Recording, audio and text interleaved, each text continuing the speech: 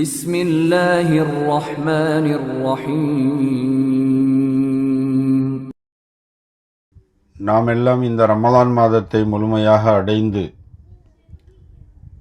நம்மளால் இயன்ற அமல்களை செய்யக்கூடிய பாக்கியத்தை அல்லாஹ் ஜல்லஷானஹு தஆலா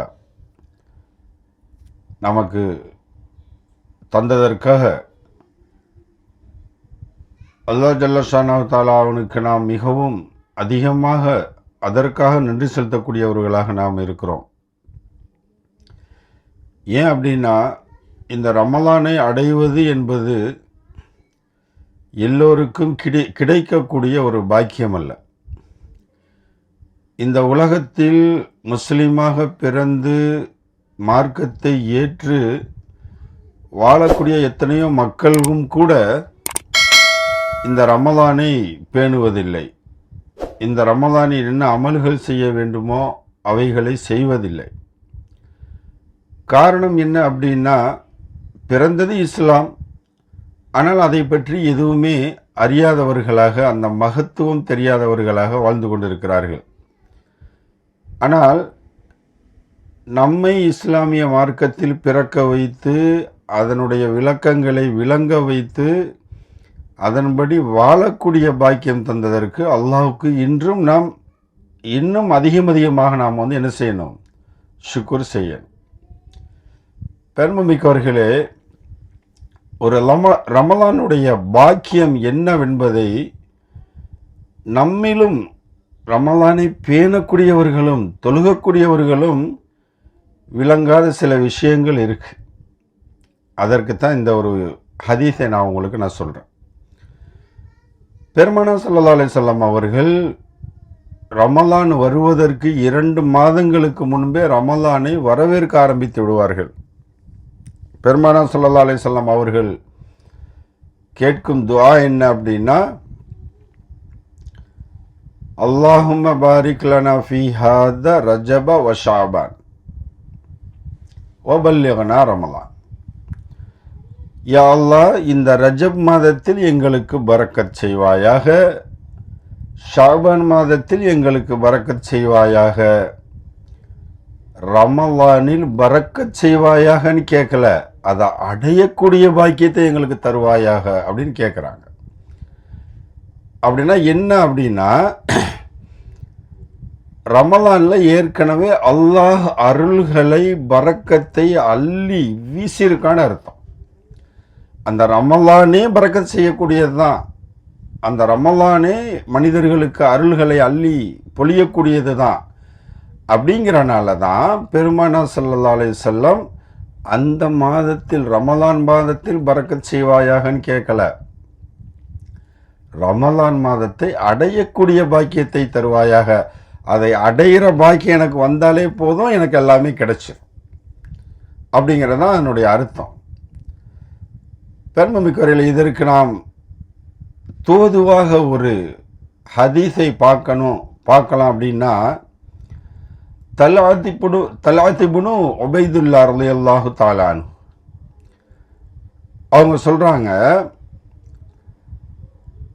அவங்க ஒரு கனவு பார்க்குறாங்க. அந்த கனவுல அவங்க வாழ்கிற காலத்திலேயே வாழ்ந்து கொண்டிருந்த 2 மனிதர்கள், சகோதரர்கள், அவங்க புதுசாக இஸ்லாத்தை தழுவுறாங்க. இஸ்லாத்தை தழுவி இஸ்லாத்தில் பற்றுதலாக இருக்கிறாங்க. அப்போ இஸ்லாத்தை தழுவி சில வருட காலங்களிலேயே ஒருவர் மௌத்தாயிடுறார். எப்படி மௌத்தாகிறாரு? ஷஹீதாகிறார். போரில் கலந்து கொண்டு அந்த போரில் ஷஹீதாக தான் ஆசைப்பட்டு என்ன செய்கிறாரு? அந்த போரில் ஷஹீதாகிறார். இது கனவு இல்லை, வாழ்க்கையில் நடந்த விஷயம். இதை பற்றி தான் அவங்க கனவு காணுவாங்க. அப்போ எனக்கு தெரிய 2 பேர் இஸ்லாத்துக்கு வந்தாங்க. ஒருத்தர் போரில் கலந்து ஷஹீத் ஆகிட்டார், இன்னொருத்தர் ஒரு வருஷம் கூட காலம் வாழ்ந்தார், அவரும் மௌத்தா போயிட்டார். அப்போ இந்த மௌத்தா போன 2 பேரையும் இவர் கனவுல பார்க்குறார்.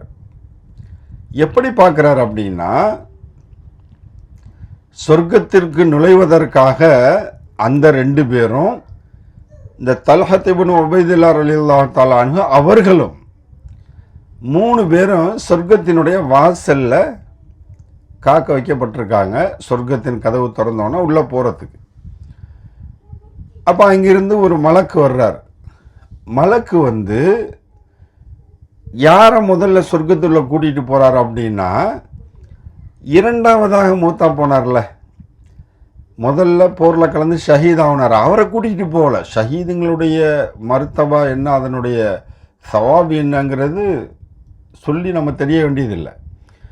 அப்போ அந்த மலக்கு வந்து மார்க்கத்திற்காக உயிரை கொடுத்து ஷஹீதானவரை என்ன செய்யலை, முதல்ல கூட்டிகிட்டு போகல.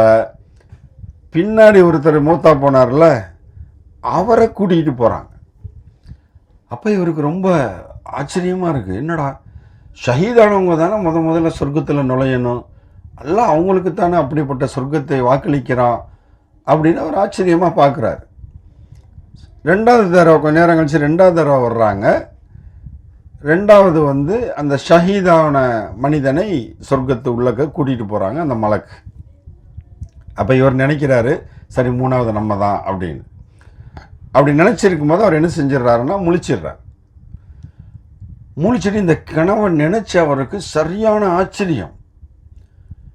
ஆச்சரியப்பட்டு என்ன செய்கிறாரு, பெருமானா ஸல்லல்லாஹு அலைஹி வஸல்லம் அவர்கள் ஷஹீதுங்களுக்கு தானே அவ்வளோ பெரிய மர்த்தபா இருக்குது, அதாவது அவர்களுடைய இரத்தம் பூமியில் சுட்டுவதற்கு முன்பு அவர்கள் சொர்க்கத்தில் இருப்பார்கள், இப்படிலாம் நம்ம சொல்லியிருக்காங்களே பெருமானா ஸல்லல்லாஹு அலைஹி வஸல்லம். ஆனால் கனவுல இப்படி நடக்குதே அப்படின்னு சொல்லிட்டு அவங்க என்ன செய்கிறாங்க, காலையில் தோழர்கள்ட்ட சஹாபாக்கள்கிட்ட அவங்க நண்பர்கள்ட்ட தெரிஞ்சவங்கள்ட்ட பூரா அந்த கனவை பற்றி சொல்கிறான். சொன்னால் எல்லா சஹாபாக்களும் அதே போன்றே ஆச்சரியப்படுறாங்க. என்ன வித்தியாசமாக இருக்குது, ஆனவருக்கு தானே அல்லாஹ் ஜல்ல ஷானஹு தஆலா முதல்ல சொர்க்கத்தை கொடுத்துருக்கணும் அப்படின்னு அவங்களும் ஆச்சரியமாக பேசிக்கிட்டு இருக்காங்க. பேசிக்கிட்டு இருக்கும்போது பெருமானா ஸல்லல்லாஹு அலைஹி வஸல்லம் மஸ்ஜித் நபவிக்கு வர்றாங்க. வந்து கேட்குறாங்க, என்ன எல்லாரும் ஒரு ஆச்சரியமான தோற்றத்தோடு உங்களை காணப்படுது, அப்படி என்ன ஆச்சரியமான விஷயத்தை கேட்டீங்க, அப்படி என்ன எதுக்கும் விளக்கம் தெரியாமல் இருக்கிறீங்க அப்படின்னு சஹாபாக்கள்கிட்ட கேட்டோன்னே இந்த நபர் போய் சொல்கிறார், இந்த மாதிரி யாரை சொல்லலாம், நான் ஒரு கனவு பார்த்தேன், எனக்கு ரொம்ப ஆச்சரியமாக இருக்குது, ஷஹீதான ஒருவருக்கு முன்னாடி ஒரு சாதாரணமாக மூத்தா போன ஒருத்தர் வந்து சொர்க்கத்துக்கு போகிறாரு, இதனுடைய விளக்கம் எனக்கு தெரியலை அப்படின்னு சொல்லிட்டு தல்ஹத் இப்னு உபைதுல்லா ரலியல்லாஹு தஆலா அன்ஹு கேட்குறாங்க. எல்லா சஹாபாக்களும் சுற்றி இருக்காங்க. அப்போ பெருமானா ஸல்லல்லாஹு அலைஹி வஸல்லம் சொன்னாங்க, இதில் என்ன ஆச்சரியம் இருக்குது, அவர் ஷஹீதானதற்கு பின்னால் ஒரு வருட காலம் இவர் என்ன செஞ்சிருக்காரு, வாழ்ந்திருக்காரு. அந்த வாழ்ந்த காலத்தில் இவர் ஒரு ரமலானை அடைந்தாரா அப்படின்னு கேட்குறாங்க. இவர் ஒரு ரமலானை அடைந்தாரா? ஆமாம், அடைந்தார். அந்த ரமலானில் இவர் இப்படியெல்லாம் தொழுதாரா? ஆமாம், தொழுதார். இப்படியெல்லாம் அவர் வேறு விதமான வணக்கங்கள், இபாதத்துகள், திக்ரு, சலவாத்துகளில் ஈடுபட்டாரா? ஆமாம். அப்போ இதில் என்ன ஆச்சரியம் இருக்குது, இதில் என்ன ஆச்சரியம் இருக்குன்னு கேட்டாங்க பெருமானா ஸல்லல்லாஹு அலைஹி வஸல்லம். அதுக்கு விளக்கம் சொன்னாங்க, அவரை விட இவர் ஒரு ரமலானை அடைந்து அதிகமான அமல்களை செய்து அல்லாஹ்விடத்தில் மிகப்பெரிய பாக்கியத்தை அடைந்திருக்கிறார். அதனால் அந்த பாக்கியத்தின் காரணமாக, இவருடைய நன்மைகள் கனத்ததின் காரணமாக அல்லாஹ் இவரை முதலில் சொர்க்கத்துக்கு அனுப்பினான் அப்படின்னு சொன்னாங்க. பெருமைமிக்கவர்களே, அப்போ ஒரு ரமலான் அடையக்கூடிய பாக்கியம், அந்த ரமலானில் தொழக்கூடிய பாக்கியம், தொழுகை வைக்கக்கூடிய பாக்கியம், அது முழு குரானை ஓதி தொழக்கூடிய பாக்கியம், ஓதக்கூடிய பாக்கியம்லாம் கிடைக்குது. அப்படிங்கிறது நாம் எந்த அளவுக்கு அதில் ஆர்வப்படுறோங்கிறத வச்சு தான் அல்லாஹ் ஜல்ல ஷானஹு தஆலா அதை கபூல் செய்கிறோம். அப்படிப்பட்ட ரமலானை அடைந்த நாம் தொழக்கூடியவர்களும் எப்படி நாம் வந்து யோசிக்கிறோம். பெருமானா ஸல்லல்லாஹு அலைஹி வஸல்லம் அவர்கள் 8 ரக்காத் தொழுதாங்களா, 4 ரக்காத் தொழுதாங்களா, 2 ரக்காத் தொழுதாங்களா? அப்போ அந்த ஹதீஸில் பெருமானார் ஸல்லல்லாஹு அலைஹி வஸல்லம் கேட்கிறது, எப்படியெல்லாம் அவர் அதிகமாக தொழுதாரா, அதிகமாக அமல் செய்தாரா, அதிகமாக திக்ர் செய்தாரா. அப்போ அந்த ரமலானுங்கிறது அல்லாஹ்வுடைய பாக்கியத்தை கொண்டு சுமந்து வரக்கூடிய மாதம். அதை எந்த அளவிற்கு நாம் அதிலிருந்து பெற்றுக்கொள்ள முடியுமோ அந்த அளவுக்கு பெற்றுக்கொள்வதற்குத்தான் நாம் முயற்சி செய்யணுமே தவிர, அதில் எந்த அளவுக்கு குறைக்க முடியுமோ அந்த அளவுக்கு குறைத்து செய்வோம் என்பது அறிவாளித்தனமான விவாதம் அல்ல. பெருமைமிக்கவர்களே, சாதாரண ஒரு காலத்தில் நஃபில் தொழுகிறோம் அப்படின்னா, நோன்பு காலத்தில் தொழுகக்கூடிய நஃபிலுக்கு ஒரு ஃபர்லு தொழுத நன்மை. சாதாரண காலத்தில் நாம் ஒரு உம்ரா செய்கிறோம் அப்படின்னா, இந்த நோன்பினுடைய காலத்தில் ரமலானுடைய மாதத்தில் ஒரு உம்ரா செய்தால் பெருமானார் ஸல்லல்லாஹு அலைஹி வஸல்லம் அவர்களோடு ஒரு ஹஜ்ஜு செய்த நன்மை. இப்படி ஒரு தடவை நாம் சுப்ஹானல்லாஹ் சொன்னால் சாதாரண காலங்களில் 1000 தடவை சொன்ன சுப்ஹானல்லாஹ்க்கு சமமானது. அப்போ நன்மையை அள்ளி சேர்க்க வேண்டிய இந்த மாதத்தில் நம்மளுக்கு ஷைத்தான் எப்படிப்பட்ட எண்ணங்களை ஊட்டி நம்மளை அதிலேருந்து விலக வைக்கிறான் அப்படின்னா, நாளைக்கு நான் சொர்க்கத்தில் நுழையிறதுக்கு ஒரு சுப்ஹானல்லாஹ் நான் அதிகமாக சொல்லியிருந்தால் நான் சொர்க்கத்தில் நுழைய முடியுமே அப்படிங்கிற கை சேதத்தில் நிற்கிற ஒரு மனிதனுக்கு தான் தெரியும் ஒரு சுப்ஹானல்லாஹ்வுடைய மகத்துவம் என்ன. ஏன் அந்த ஒரு சுப்ஹானல்லாஹ்வை இந்த உலகத்தில் நாம் சொல்லாமல் மௌத்தாயிட்டோம் அப்படிங்கிறத பற்றி அப்போ தான் விளங்கும்.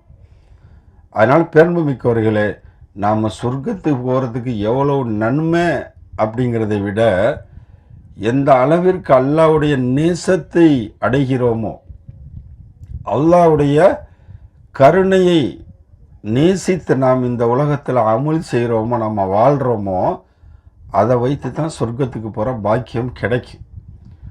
அப்போ நான் இவ்வளவு தொழுதால் போதும் அப்படின்னு நினைக்கிறது அந்த நேசத்தை தராது.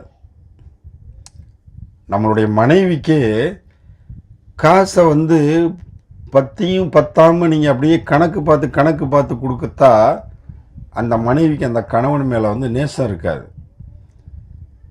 அளவுக்கு அதிகமாக கொடுத்து இவ்வளவுதான் தேவைங்கிறத நாம் விளங்கி அதையும் தாண்டி கொஞ்சம் அதிகமாக கொடுத்து, இதை நீ வச்சு செலவு பண்ணு, நீ என்ன வீணாக செலவு பண்ணிட போகிற அப்படின்னு சொன்னால் அந்த மனைவிக்கு இந்த கணவன் மேலே அவ்வளோ நேசமாக இருக்கும், பாசமாக இருக்கும். காரணம், அளவு கடந்து செய்கிறான். இதே மாதிரி தான் பெருமைமிக்கவர்களே, அல்லாஹ் ஜல்ல ஷானஹு தஆலா அவனுடைய நேசத்தை நாம் அடையணும் அப்படின்னு சொன்னால் இப்படி அளந்து செய்கிறதெல்லாம் அவனுக்கு பிடிக்காது. அவனை நேசம் என்பது எந்த இடத்தில் எந்த சமயத்தில் கிடைக்கும்னு தெரியாது. அப்போ நான் அவனை முன்னோக்கி போகணும்னு எந்த அளவிற்கு ஆர்வம் கொண்டு நாம் அந்த அமல்களை செய்கிறோமோ அதை வச்சு தான் அவனுடைய நேசம் கிடைக்கும், நெருக்கம் கிடைக்கும். அதனால் பெருமைமிக்கவர்களே, இந்த ரமலான் நம்மளை விட்டு கடந்துருச்சு. இன்ஷா அல்லாஹ் வரக்கூடிய ரமலான்களை அடையக்கூடிய பாக்கியத்தை அல்லாஹ் நமக்கு தரணும். இதே போன்ற நன்மைகளை அமல்களை செய்து அல்லாஹ்வுடைய நேசத்தையும் நெருக்கத்தையும் அடையக்கூடிய பாக்கியத்தை அல்லாஹ் எனக்கும் உங்களுக்கும் தந்தல்வானாக. வாஹிரு தாவானா அல்ஹம்துலில்லாஹி ரப்பில் ஆலமீன். வஸ்ஸலாமு அலைக்கும் வரஹ்மத்துல்லாஹி வபரகாத்துஹு.